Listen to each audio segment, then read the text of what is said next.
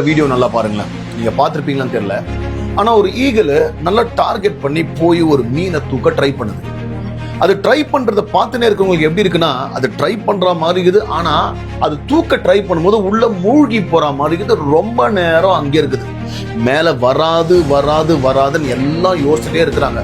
அவ்வளவுதான், ஒண்ணு மேல வர போறதுல நெக்ஸ்ட் டார்கெட் பண்ண ஃபிஷ்ஷையும் விட்டுச்சுன்னு சொல்லிட்டு எவ்ரி திங் இஸ் ஓவர்னு யோசிச்சுட்டு இருக்கும்போது அந்த ஈகிள் ட்ரை பண்ணுது. சட்டை அடித்துட்டு தண்ணி ஒரு பக்கம் ஃபோர்ஸ், கீழே ஒரு பக்கம் வெயிட் பண்ண போனது.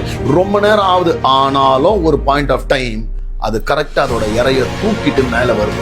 அது வரைக்கும் பாக்குறவங்களாம் it looked as though it lost, it looked as though it's drowning, it looked as though it dropped its prey. ஆனா it was trying and trying, it came up. நீங்க நம்புங்க, நீங்க படுற கஷ்டத்துக்கெல்லாம் நிச்சயமா ஒரு ரிசல்ட் இருக்கு. நீங்க படுற கஷ்டத்துக்கெல்லாம் நீங்க நிச்சயமா சக்சஸ்ஃபுல்லா வருவீங்க. அதனால விட்டுடாதீங்க. அது எவ்வளவு ஹெவியா இருந்தாலும், எவ்வளவு தண்ணி மேல உங்களை மூழ்க பார்த்தாலும் நீங்க மேல வருவீங்க. Don't lose hope. நம்புங்க. God bless you.